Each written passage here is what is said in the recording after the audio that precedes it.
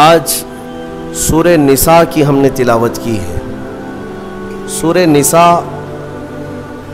نساء عربی میں عورتوں کو کہتے ہیں، عورتوں کو نساء کہا جاتا ہے۔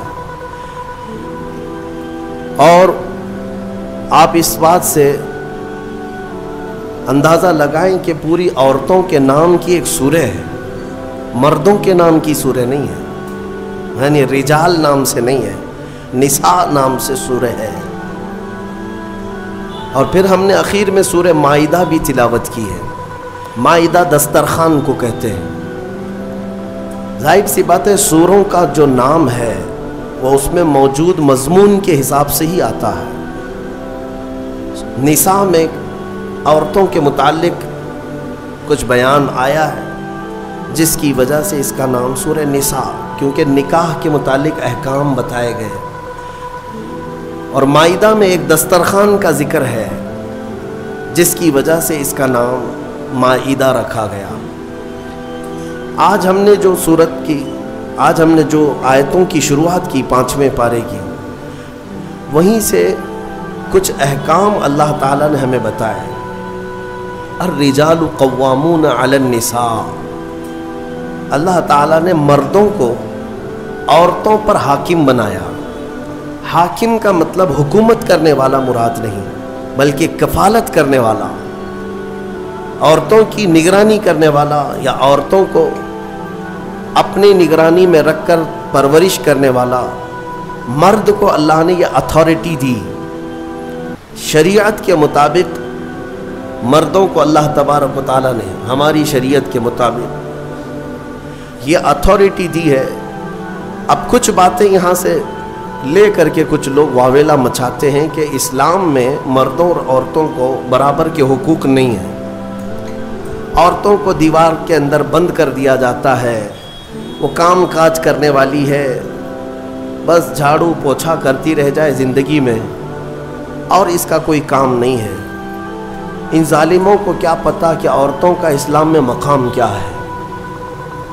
جو دور بیٹھ کر کے واویلا مچاتے ہیں، ان کے نزدیک برابری کا مطلب یہ ہے کہ عورت کو ننگا کر کے بازار میں لایا جائے۔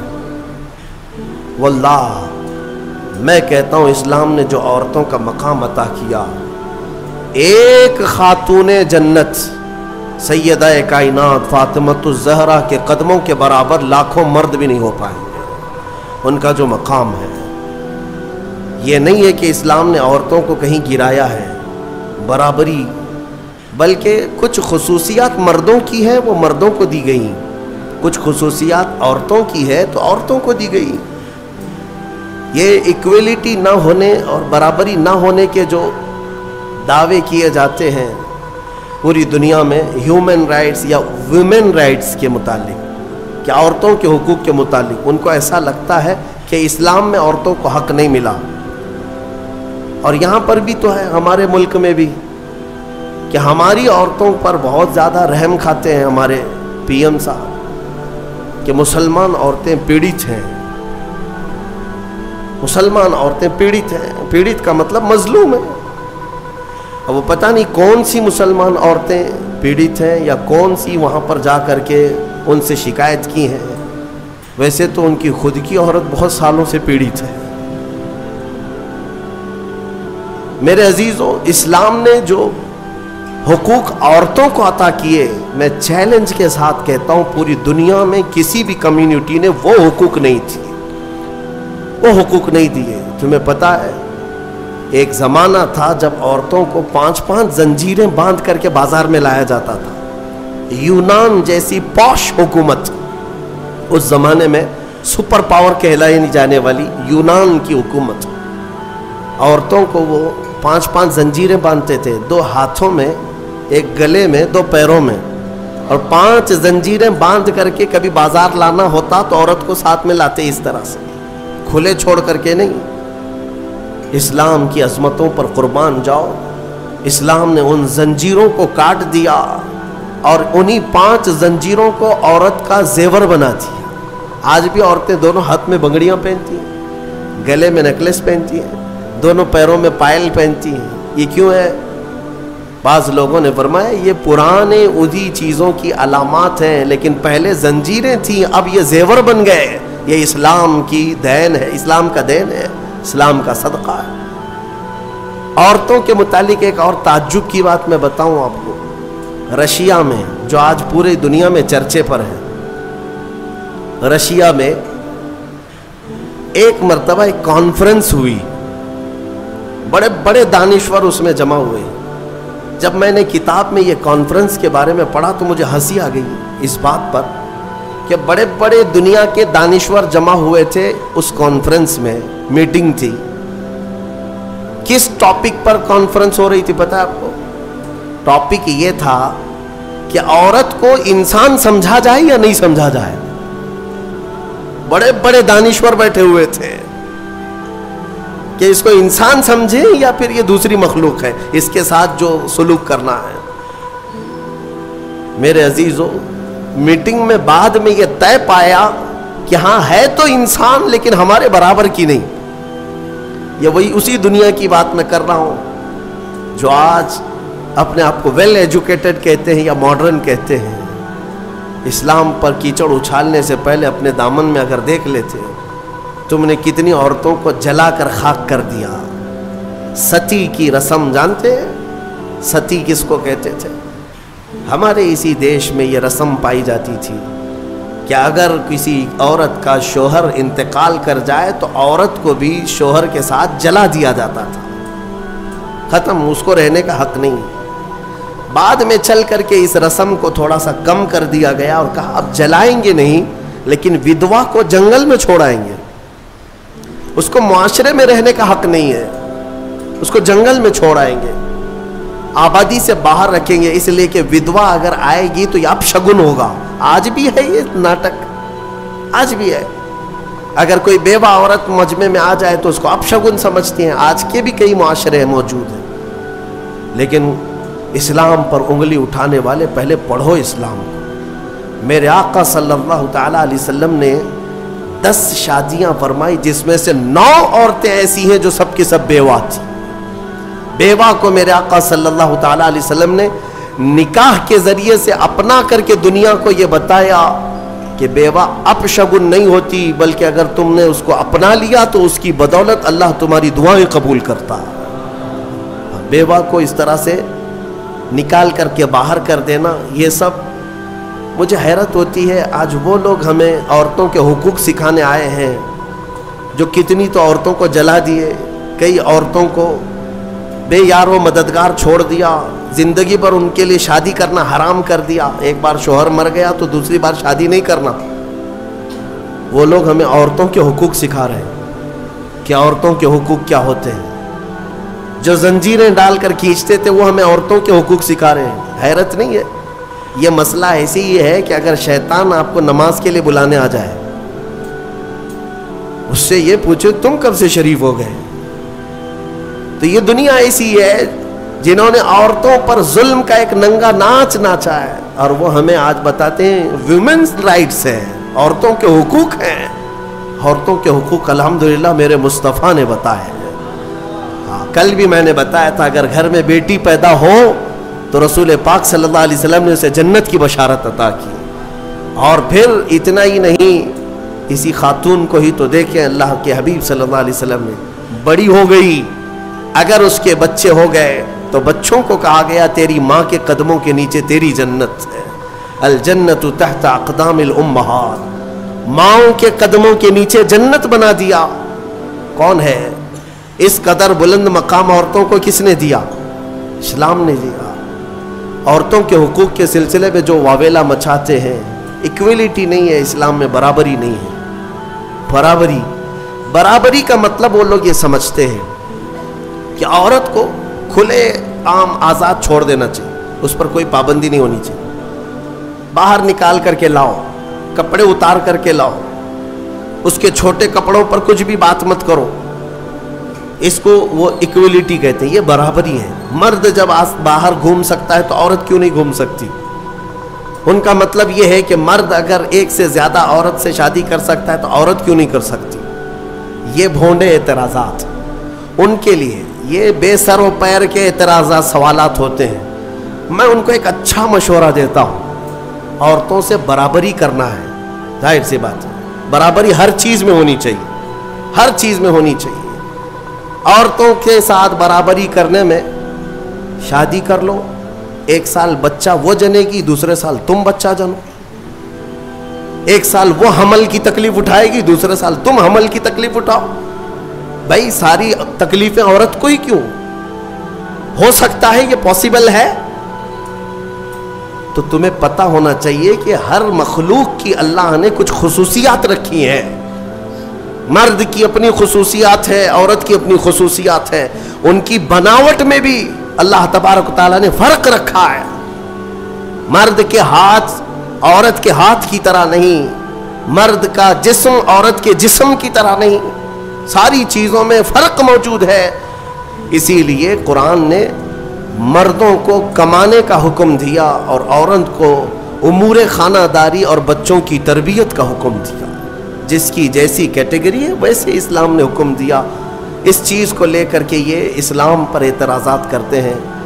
آج پاکستان کی سڑکوں پر کچھ عورتیں بینر لے کر کے اتری اور اس بینر پر یہ لکھا ہوا ہے کہ میرا جسم میری مرضی، کہ ہمیں آزاد چھوڑ دیا جائے، چار دیواری ہمارا گھر نہیں ہے، پوری دنیا ہماری ہے۔ یہ وہ جانور عورتیں ہیں جنہیں جنگل چاہیے، جنگلیوں کی طرح سے وہ زندگی جینا چاہتی ہیں۔ یہ سارے خیالات کس نے ان کے ذہنوں میں ڈالے؟ یہ وہی دنیا جو ہمارے معاشرے کو تباہ و برباد کرنا چاہتی ہے۔ میں اپنی بچیوں سے کہنا چاہتا ہوں، ان کے میٹھے چپڑے نعروں میں مت آنا، یہ تمہیں کہیں کا نہیں چھوڑیں گے۔ آج جاؤ یورپ کو جا کر دیکھ لینا، امریکہ کو جا کر دیکھ لینا، وہاں پر پورا نظام درہم برہم ہے۔ جو پوش کہتے ہیں نا، وہ صرف اور صرف پیسے میں پوش یا پھر عیاشی میں پوش نظر آتے ہیں۔ اخلاق جو انسان کے ہیں وہ مر چکے ہیں، مر چکے ہیں۔ پرسنٹیج کے اعتبار سے دیکھا جائے تو اب میں ایگزیکٹ نہیں بتا پاؤں گا، لیکن بہت زیادہ پرسنٹ ایسا ہے کہ وہاں شادی کا نظام ہی ختم ہو چکا ہے، شادی کا نظام ہی نہیں۔ لڑکا کسی بھی لڑکی کے ساتھ زندگی گزارتا رہے، بچہ ہو جائے، دو ہو جائے، اس کے بعد دونوں کہتے ہیں اب شادی کر لیں ہم لوگ۔ ایک دو بچے ہونے کے بعد پلان کرتے ہیں کہ شادی کر لیا جائے، اس وقت تک شادی ہی نہیں ہوتی۔ اگر انڈرسٹینڈنگ ٹھیک رہی تو آگے شادی کر لیں گے 2 بچے کے بعد، نہیں تو پھر چھوڑ کر کے پھر کسی اور کے ساتھ۔ وہاں کے اکثر بچوں کو یہ پتہ ہی نہیں ان کا اصلی باپ کون ہے، 2 3 کے ساتھ اس طرح کی زندگیاں گزرتی رہیں۔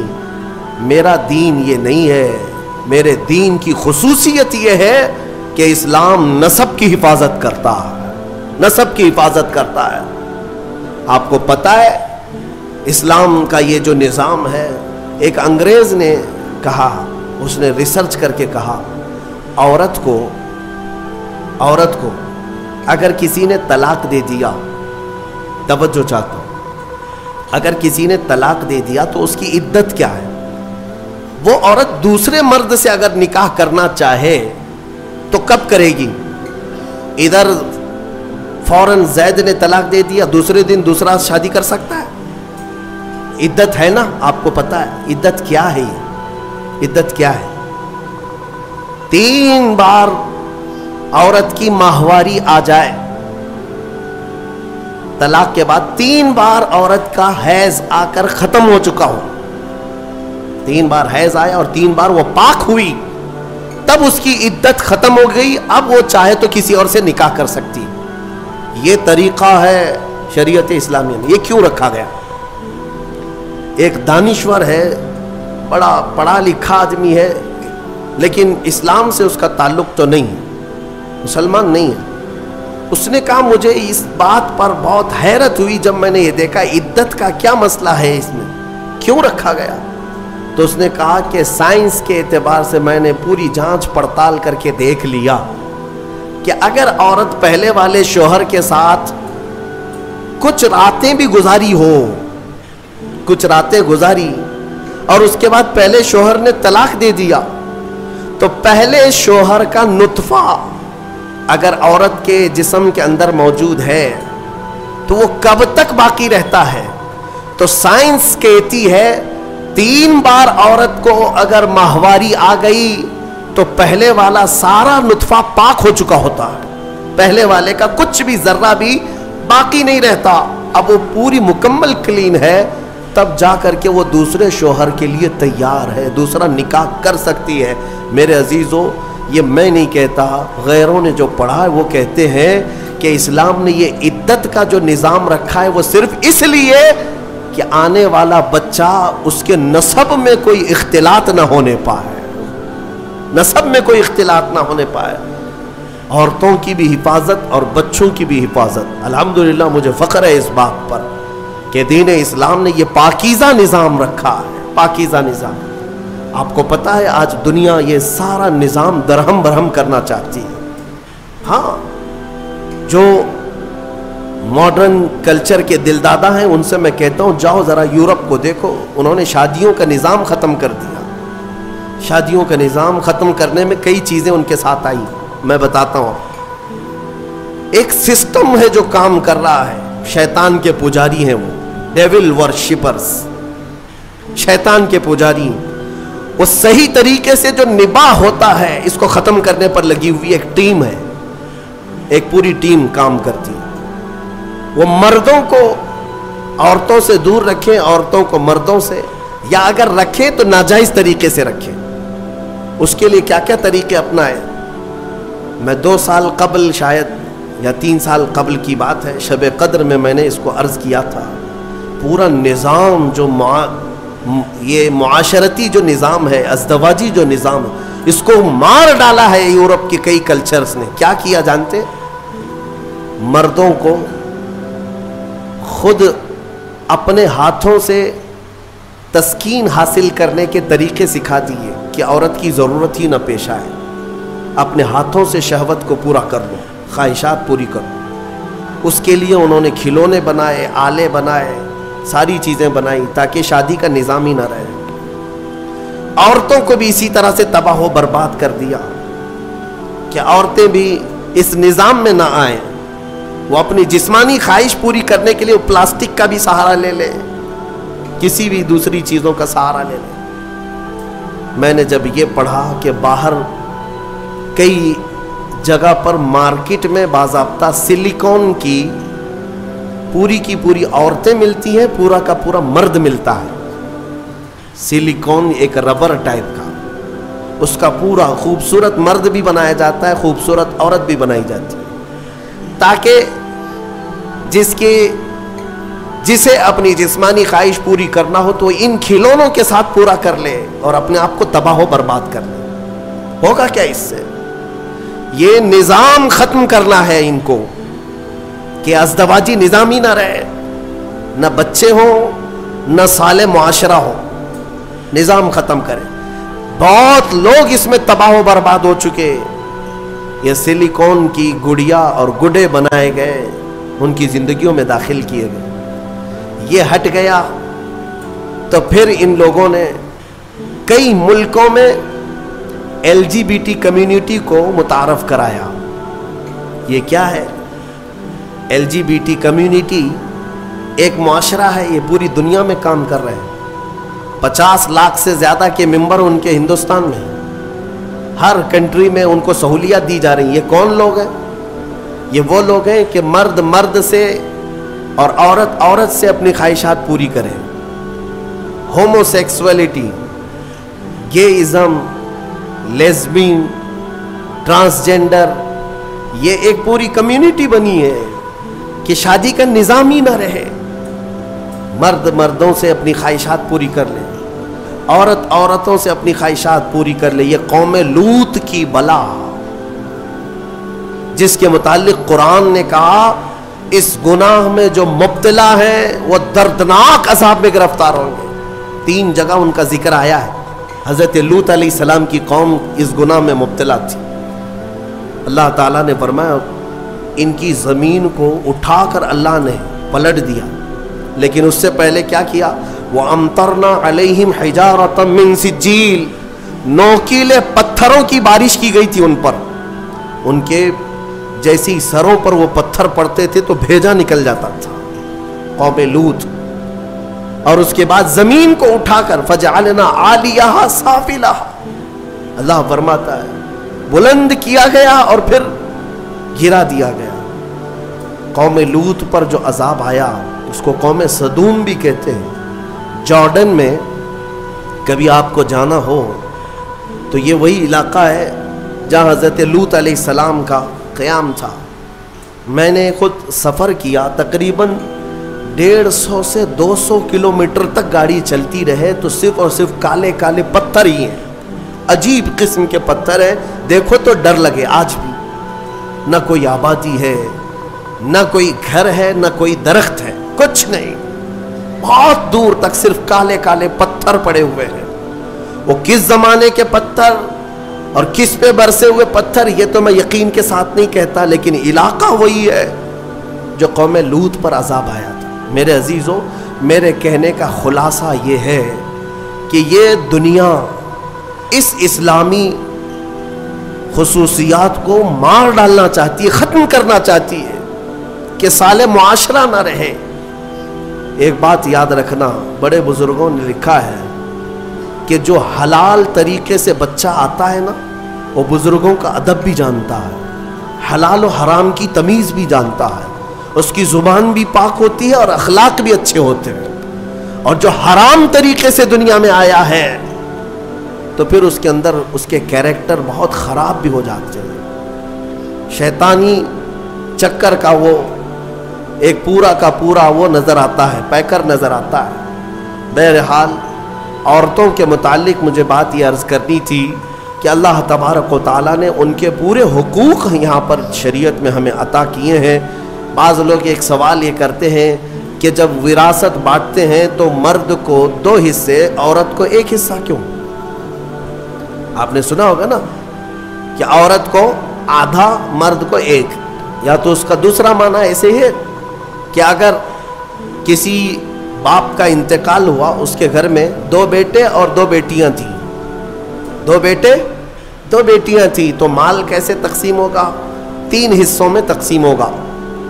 ایک حصہ دونوں بیٹوں کو دیا جائے گا اور ایک حصہ جو بچہ ہے وہ آدھا آدھا لڑکیوں میں دیا جائے گا. آدھا آدھا دونوں لڑکیوں کو دیا جائے گا. یعنی 4 اولاد تھی تو 3 حصوں میں بانٹا جائے گا، ایک حصہ لڑکے کو اور آدھا آدھا لڑکی کو. تو اس دنیا کو یہی بات شوشہ مل گیا، کہا کہ لڑکی کو آدھا کیوں، لڑکی کو آدھا کیوں، لڑکے کے برابر کیوں نہیں دیا جاتا؟ انہیں پتہ نہیں اسلام نے ان خواتین کو اور بھی کہاں کہاں حصے رکھے ہیں. یہ لڑکی کا باپ کی طرف سے ملنے والا آدھا حصہ ہے، یہ اپنے بھائی کے برابر نہیں، آدھا. لیکن جہاں یہ نکاح کر کے جاتی ہے اس کے شوہر سے بھی اس کو وراثت دی گئی ہے. عورت کو اس کے شوہر کے گھر سے بھی وراثت ہے، باپ کے گھر سے بھی وراثت ہے. یہ دنیا کہتی ہے کہ ہم نے عورتوں کے حقوق مارے ہیں. تم وراثت کے احکام پڑھے کہاں ہو؟ معلوم کہاں ہے؟ عورتوں کو مکمل پورے تحفظات کے ساتھ شریعت نے حقوق عطا کیے. بہرحال اللہ تبارک و تعالی ہمیں سمجھ عطا فرما ہے. یہ سورہ نساء کے متعلق جو باتیں تھی وہ عرض کیا.